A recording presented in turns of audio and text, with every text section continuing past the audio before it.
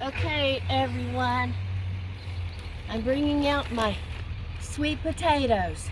I had to cure them in the grow tent because our grow tent is 80-something degrees with a lot of humidity. And these are rice bags that I'm reusing to put the potatoes in to cure.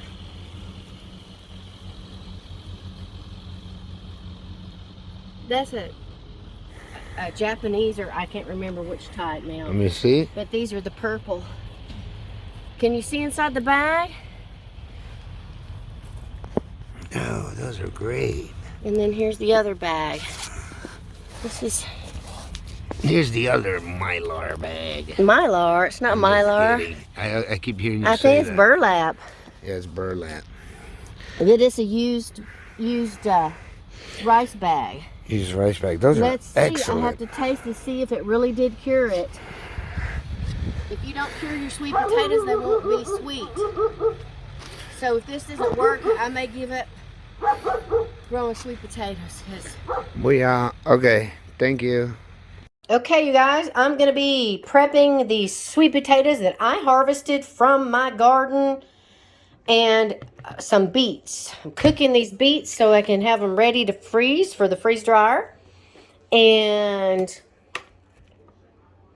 I've already got them cut up and prepped and sliced. Cooking them. Woo, there's the steam.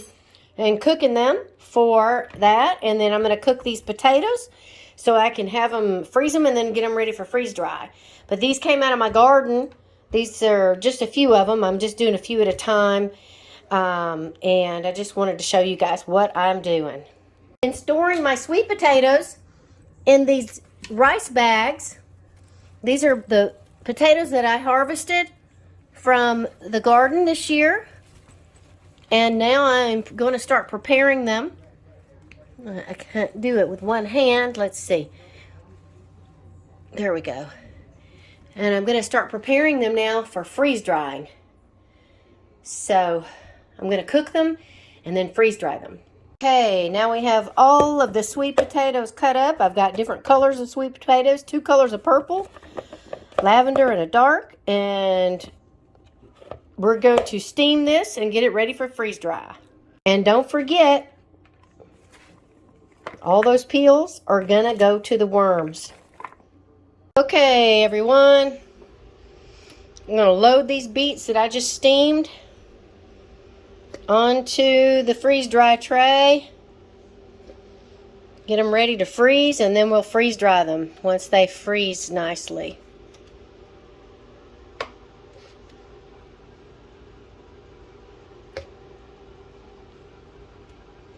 They're still hot. Woo!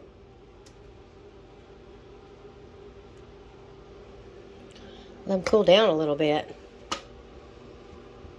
All right, I'll let you guys know when I get that done. So anyway, that's the next step. And I've got the sweet potatoes in the steamer now.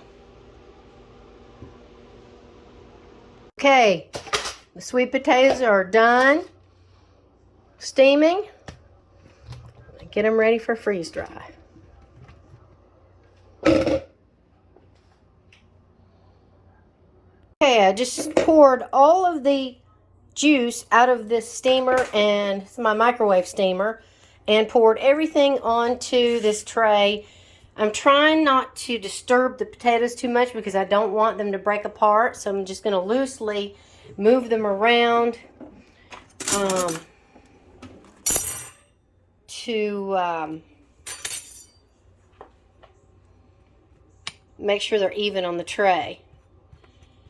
Actually, oh boy, I think I might have to put them back in. They're not cooked fully. Some of them are. All right. Well, that's what you do when you experiment, right? Some of them are, but some of them aren't ready. Back to the steamer. Okay. It's cooked now. I'm trying not to disturb the pieces too much so they'll freeze dry in one piece instead of all mushed up. So I'm just going to get my fork and separate them all out. And I'll get back to you when I'm putting them in the freeze dryer. Everybody, I don't have the camera set up right again. Just want to show you real quick. I got the purple sweet potatoes ready. They are cooked and ready to go in the freezer to get them ready for freeze drying. So I will show you these when I finish. And I just wanted to give you guys a good close-up of that.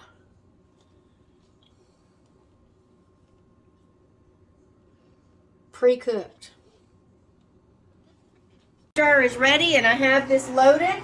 I've got strawberries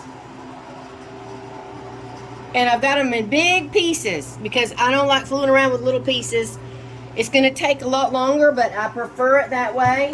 And I'm hoping, because I also have sweet potatoes, these are already cooked. Pre-cooked sweet potatoes. These are harvested from my garden. Can you believe it? And then another tray of sweet potatoes. They're purple sweet potatoes. Most of them are. And then I have a tray of beets. They're also cooked. Pre-cooked. Pre-cooked and then frozen. Pre-frozen before you put them in the freeze dryer. But these are cooked. And I'm hoping that they will freeze dry roughly around the same time. I don't know, but I feel like the two middle trays of the harvestrite freeze dryer get freeze dry quicker than the top and bottom. Probably. So I'm not sure. I might switch the strawberry and put that in the middle. So I think I'm gonna do that actually, because I think it's gonna take the strawberries longer because I think they got more water in them to freeze dry. And you know, maybe even the beets. So I might put the sweet potato on top and the beets in the middle here. And we'll see. I'm trying to choose things that will freeze dry roughly around the same time frame. I didn't have enough sweet potato this time to go in, do 4 trays. So I'm putting a mixture of things, which I usually don't like to do. But So on that side. okay, so I will get back when they come out of the freeze dryer. Thank you much. Okay, we're going to check to see if this is ready. It's been 34 hours, pretty much. And the way you do that, if it's still going, is you push the down button, the down arrow, until it stops. All right, then you got to open the drain. It's very important. Open the drain, it'll hiss. Listen. Hear that? And then if you want to, you can open the door. You can just turn the knob and look, it'll pop open on its own. There you go. Let's see. I've washed my hands twice, 3 times already. Okay, nothing feels cold. So this tray is ready. This tray is ready. I'm concerned about the strawberries. That was cold. A few of these are cold, but that's okay. I'm not going to let this go any longer. I'm impatient. So what we're going to do is we'll bring these out, and these are the beets. So let's go into the kitchen. We got the beets. We got the beets. See you in the kitchen. We got the beets. Okay, at 40-something hours, I'm a little disappointed that these still aren't ready. So the ones that are cold, Boris is going to get. So you can feel it. You can feel that they're, see, that's cold inside. It's not dehydrated all the way. That was cold on. So these, oh, that's cold as can be. And one of the reasons is because it's cold right in the middle. Okay, so what I'm going to do with these, It's like strawberry from the cereal.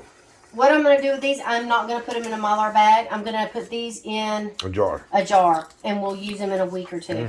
For milkshake. Yeah. So some of these are okay. So anyway, I'll go through those later. But listen, see that one's cold. I can feel it. It's frozen in the middle. It's not dehydrated. This one is dehydrated. But you hear how it's breaking? Listen. Oh yeah. All right. So all of these are totally dry. So they're fine. So we'll load these up. These are the purple sweet potatoes and regular sweet potatoes and beets. Listen. We got the Listen. beets. Hear it? We got the beets. We got the beets. Okay. Okay. These are cooked. And so if you cook it, always label that it's cooked so you know. I prefer to cook most of the stuff. I don't like to cook the okra, but I do like to cook the beets, pre-cook the beets. So we're just going to load these up. Uh-oh, uh-oh. This will probably fit a whole bag. I don't need 2 bags for this. And the beets freeze dry really well. So do sweet potatoes. Okay. Yep, it's going to fit all in one bag. Don't forget to label your bag. Put the moisture sealer in there. And I don't like to use gloves after they're freeze-dried because I need to feel if anything is still cold. That means it's not freeze-dried. It'll ruin the whole batch if you try to seal it up in there and it's still got moisture. So that one's ready. I'll label that one. And cooked beets.